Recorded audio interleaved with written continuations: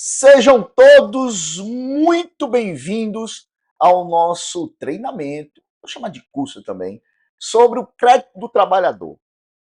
Crédito esse instituído pela medida provisória 1292 e entrou em vigor na sexta-feira, dia 21 de março.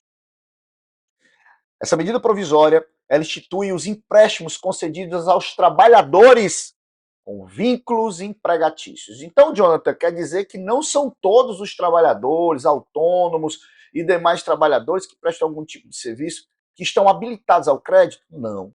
São aqueles que têm carteira assinada, tanto de empresas privadas como de empresas públicas, e também os diretores com FGTS. Nós vamos ver como funciona essa habilitação e quem são os trabalhadores elegíveis para a concessão desses empréstimos. Mas, pessoal, tem números aqui impressionantes. Nós estamos gravando esse curso no dia 28 de março. Até ontem, dia 27 de março, fizemos 7 dias da entrada em vigor da medida provisória e do início da disponibilidade desses créditos, nós temos números impressionantes. Vou mostrar para vocês. Vejam só. O programa de crédito ultrapassou 1,28 bilhões em empréstimos. Veja, 1,28 bilhões injetados na economia. Foram mais de 193 mil contratos firmados. Nós temos aí um empréstimo médio de R$ 6.623 por trabalhador, a uma parcela de R$ 347 e um prazo médio, um tempo médio de empréstimo de 19 meses. Nós vamos entender que esses empréstimos eles podem ser de até 96 meses para os empregados de empresas privadas, para os trabalhadores de empresas privadas, e para os trabalhadores de empresas públicas pode chegar até 144 meses. Mas isso não é regra, pessoal, porque vai depender da tua formalização, você trabalhador, vai depender da forma que você firma o contrato com a instituição financeira, que a gente vai chamá-la de instituição consignatária. Então, não fica amarrado para o prazo máximo. Você pode até observar lá na simulação na sua CTPS um prazo médio de 84 parcelas, de 96 parcelas, porque vai depender muito da sua margem, né? E você é empresa também para entender. Agora, não significa dizer que você vai ter aquele prazo total estimado na simulação, tá certo? Então veja que são números impressionantes, nós só temos 7 dias. Pode haver o endividamento? Pode.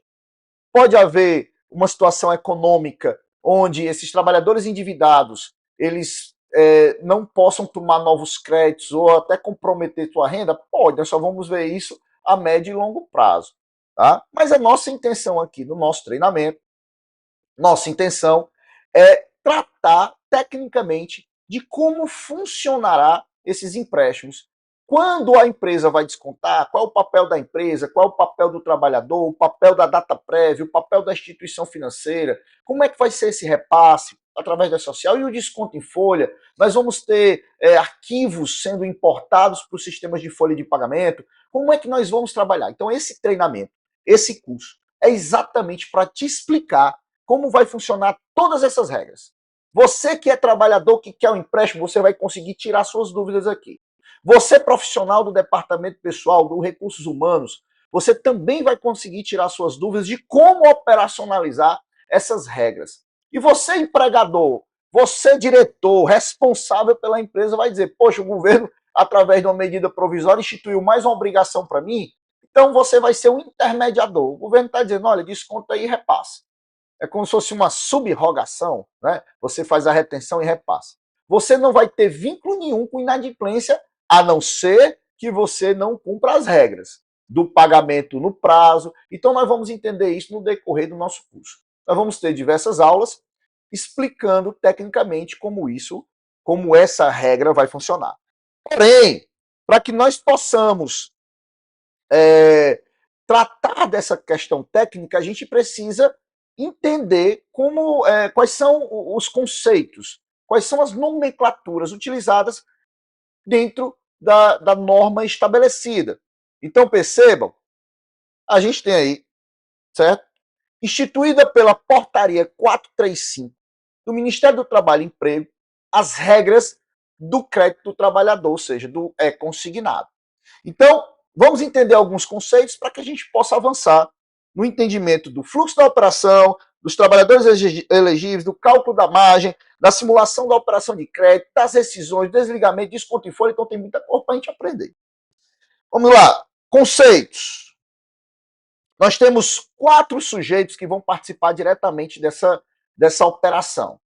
Nós temos o tomador de crédito, que nada mais é do que o trabalhador elegível. Nós vamos entender quais são as categorias, espécies desses trabalhadores que vão poder tomar esse crédito, que é o tomador de crédito. O empregador, que meramente vai ser quem vai descontar, transmitir as informações para o ambiente do E-Social e repassar esses valores.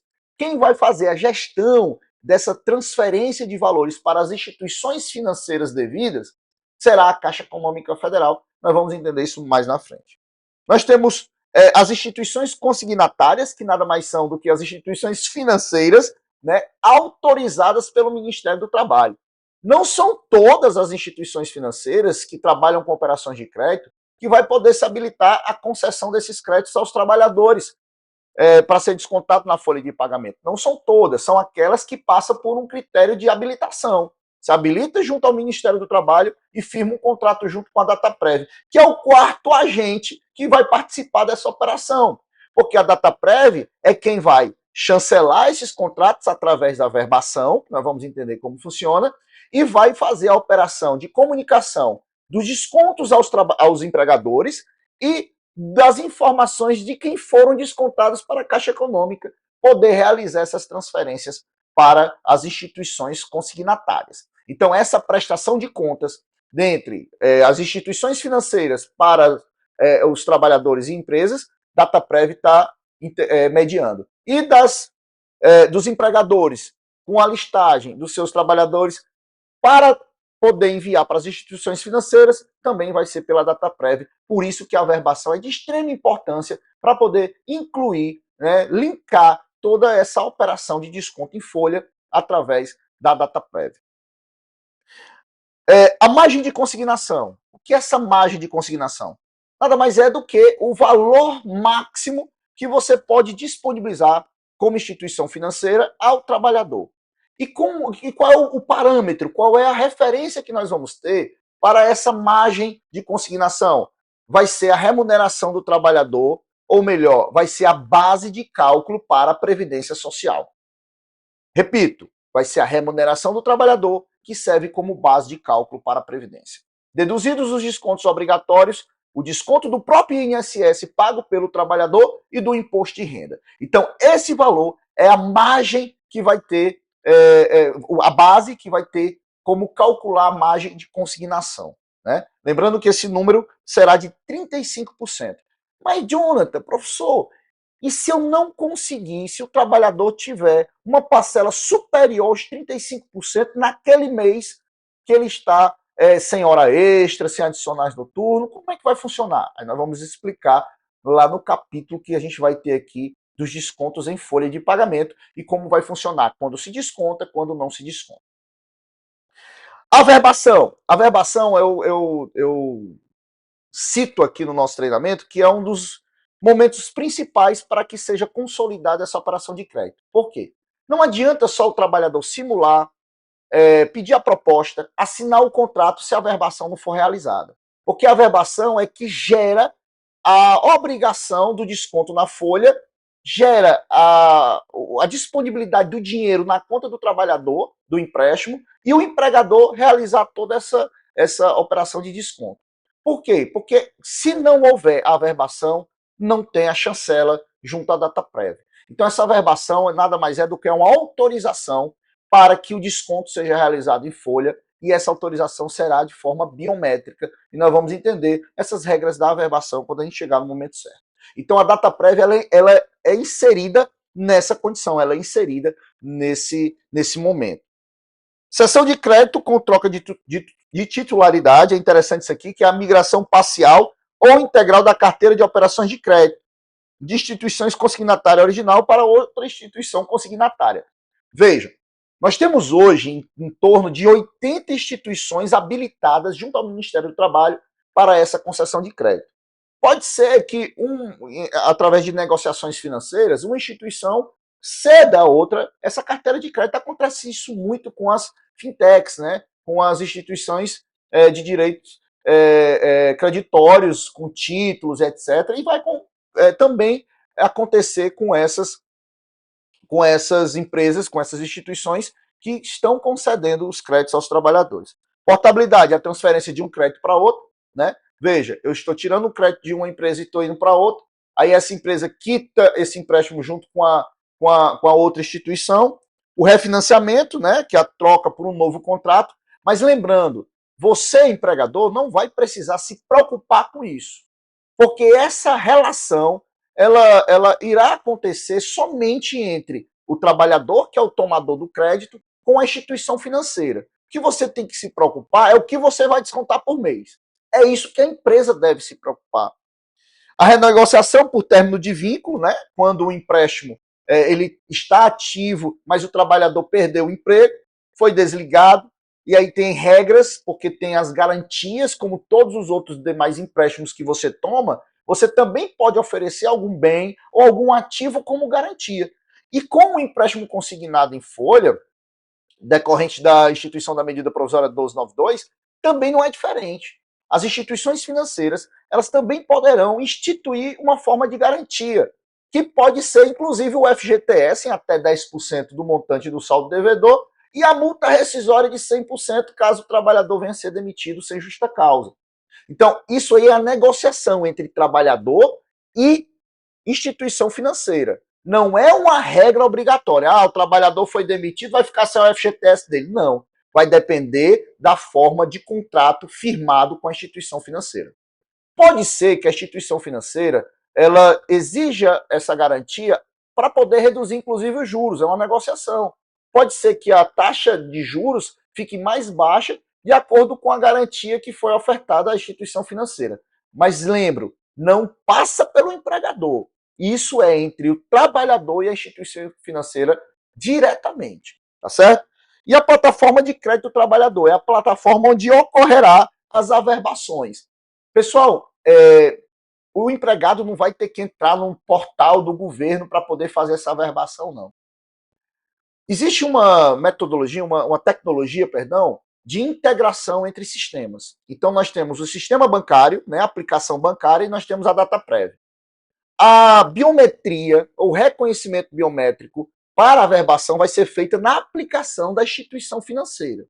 E essa aplicação ela vai se integrar com a DataPrev através de um API, né, que é como se fosse um fluxo de integração. Então, essa instituição já recebeu toda a documentação técnica e tecnológica para que ela providenciasse essa integração diretamente com a DataPrev. Então, fechou o contrato, assinou. Esse contrato pode ser assinado de forma física, eletrônica, vai depender do modelo da instituição financeira. Isso vai ser controlado pela própria instituição. Agora, a partir do momento que você assinou o contrato para dar sequência ao empréstimo, você tem que realizar a averbação, aí essa averbação vai ser tecnológica, ou seja, vai ser digital através do reconhecimento biométrico integrado com a DataPrev. Tudo bem? Então, a plataforma Crédito Trabalhador não é uma plataforma palpável, visível, vai ser aquela que a gente vai tratar diretamente entre canais de comunicação da tecnologia da instituição financeira com a DataPrev. E para essa nossa primeira aula, eu sei que a gente já está aqui com 15 minutos de aula, passa rápido, né? A gente entra no entendimento da habilitação do fluxo da operação. Como é que funciona a operação? Tá? E na nossa segunda aula, a gente dá sequência a essa questão técnica. Habilitação da instituição financeira. Para que a instituição financeira ela possa disponibilizar o crédito ao trabalhador através do e-consignado, instituído, repito, pela medida provisória 1292, ela tem que passar por critérios de habilitação. São duas condicionantes para que ela possa ingressar nessa modalidade de empréstimo. Vamos lá, vamos entender esse fluxo. A instituição consignatária, como vocês estão observando, lembrando que a instituição consignatária, a gente já definiu lá no início da nossa aula, que é a instituição financeira, ela vai preencher o termo de habilitação junto ao Ministério do Trabalho. Se esse termo for validado, aí ela passa a cumprir. Desculpa, pessoal, aqui voltou um pouquinho. Enfim, aí ela volta a cumprir as regras, ela vai ter que ajustar as regras para poder cumprir a habilitação. Após isso, ela vai realizar o contrato diretamente com a data prévia. Aí esse contrato vai firmar. Pronto, voltamos aqui. Esse contrato ele vai firmar com a data prévia. Aí sim, quando ele firma o contrato de convênio com a data prévia, ela já está disponível para poder ofertar os seus créditos quando o trabalhador solicitar lá na CTPS Digital ou na próprio canal da próprio canal da instituição financeira. Né? Então vejamos. Depois da instituição financeira, contrato firmado, disponível para concessão de empréstimos. Agora a gente vai entender o fluxo do crédito ao trabalhador. Como é que inicia esse fluxo? Vejamos. Observem que temos trabalhador com vínculo elegível, que a gente vai entender que tipos de trabalhadores são esses, né? São aqueles que têm carteira assinada, mas também entre o diretor. A gente vai ter um módulozinho só para a gente entender que trabalhadores são esses. Temos o trabalhador elegível. A primeira ação que ele vai fazer é a simulação. Lá na carteira digital, ele tem lá a opção empréstimos. Quando ele clicar em empréstimo, ele vai ter a simulação. Se ele estiver elegível, vai aparecer a simulação para ele fazer. Se ele não estiver elegível, vai dizer que o trabalhador não está elegível. Tá? Então, nós temos simulação pela carteira digital. Se o trabalhador for atrativo para ele, aquela margem de empréstimo, com o valor a ser disponibilizado, né? Se for atrativo para o trabalhador, aí ele pode solicitar a proposta. Então, ele solicita a proposta, né, através da autorização de disponibilidade dos dados, ele tem que disponibilizar, ele tem que concordar com o envio dos dados dele, CPF, nome, a remuneração dele, para a instituição financeira, para que ela possa elaborar uma proposta. Então, a partir do momento que ele dispara a solicitação de proposta, vai para todas as instituições financeiras conveniadas. Repito que hoje nós temos em torno de 80. Então, essas instituições vão estudar, através das informações recebidas pelo E-Social e do CNIS, autorizadas pelo trabalhador, estudar se querem ou não, inclusive tem isso. O trabalhador pode até solicitar a proposta, mas as instituições financeiras, depois de analisar, podem dizer, não quero conceder aqui esse empréstimo. Então, nesse momento, as instituições financeiras que irão disponibilizar esses créditos, que têm interesse de firmar esses contratos, disparam as propostas ao trabalhador. O trabalhador, recebendo essas propostas, ele vai analisar e vai firmar o contrato junto com a instituição. Jonathan, esse contrato será direto pela CTPS Digital? Não.